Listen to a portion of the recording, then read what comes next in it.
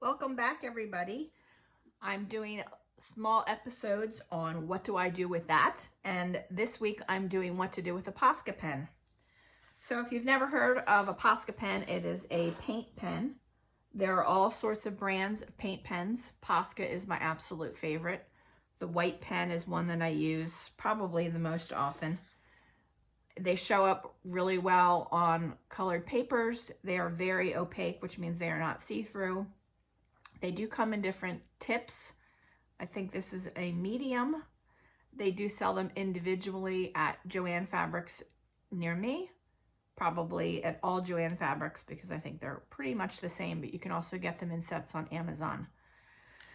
So most importantly, before you use a Posca pen, you need to shake it up. It has a little ball bearing in it, and it mixes all the paint that's inside. I always compare paint not mixed to ketchup and mustard. When it settles, you get that kind of liquidy stuff at the top, and if you start using it without shaking it, that liquidy stuff could come out of your paint or your paint pen first.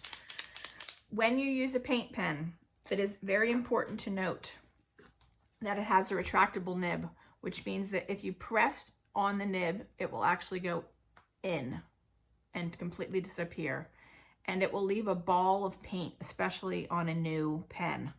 Speaking of new pens, you kind of have to prime it usually to get it started. You have to do this a bunch of times until the ink starts to come out. Mine is well loved and well used. So you don't want to press too hard when you're using a paint pen, or you could get a big blob of paint.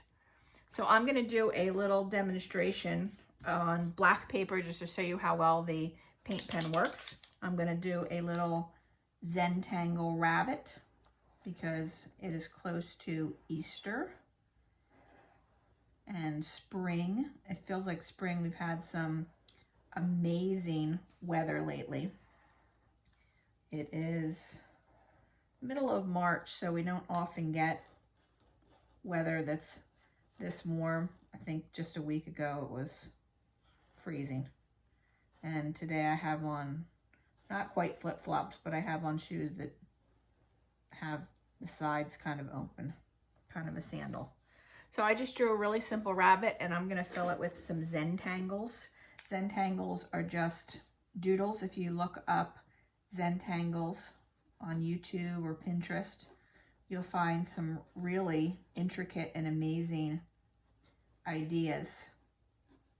They call them zentangles because when you're drawing them, they kind of get you in that zen state where it's kind of relaxing and you kind of just chills your mind out. So I'm just gonna, I think, fill in with some polka dots just so it has kind of an area. One of the things that you can create, we talked in the last video about values, but we used pencil and we created darks and lights. When you have a pen, you can still create values. If you go very far apart, your values will be lighter. If you fill in an area, let me fill in the tail here with a little stipple effect, just some polka dots. If I go really heavy, we'll see that it will have a completely different value. This one, because we're using a white paint pen, the value is actually going to be lighter. If you use less pen, it will be darker because more of the black paper will show through. You could also do this on colored paper. I really like the high contrast, so I would probably pick something dark. I wouldn't go with a very pale pastel color because it's not going to show up really well with the white paint pen.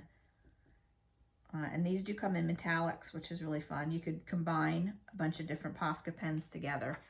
So you can see that that tail has a different value than the head because the head has a lot less design in it. So for the foot, I think I'll just do almost like a little rainbow effect and some little stripes.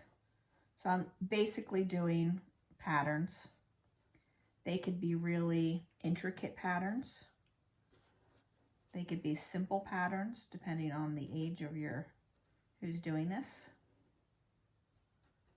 I can repeat patterns. There's some more stripes. I'm just kind of dividing my rabbit up into shapes because then I can do different zentangles in them. kind of gives me an opportunity for different areas and different designs. I'm just going to do little hearts. I love hearts.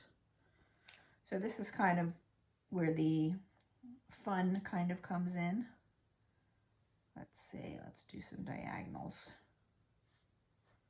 to fill in that space.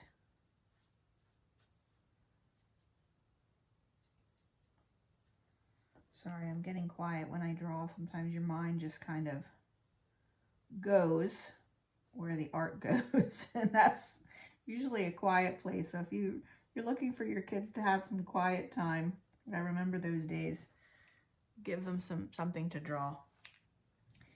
It usually, I'll do some big dots. They almost look like Easter eggs in here. I think I'm actually going to color in a stripe here so that we have some different values. You can also just thicken up some lines. That kind of helps to separate things. I can give this one a double thickness. And I often like to do the shape of, I'm just going to give this a little shake. I often like to do the outline in a double thickness. My pen might need a little rest. So I will just fill in, let's see, let's do little X's.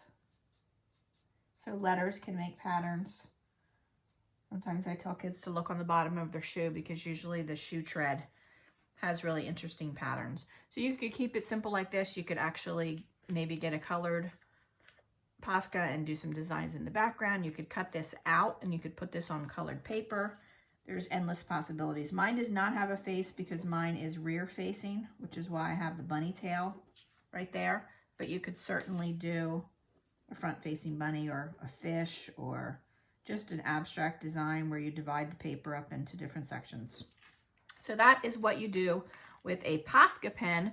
It also works over dried acrylic paint. Don't use this over wet paint or you will have ruined your $4 marker, which is very sad.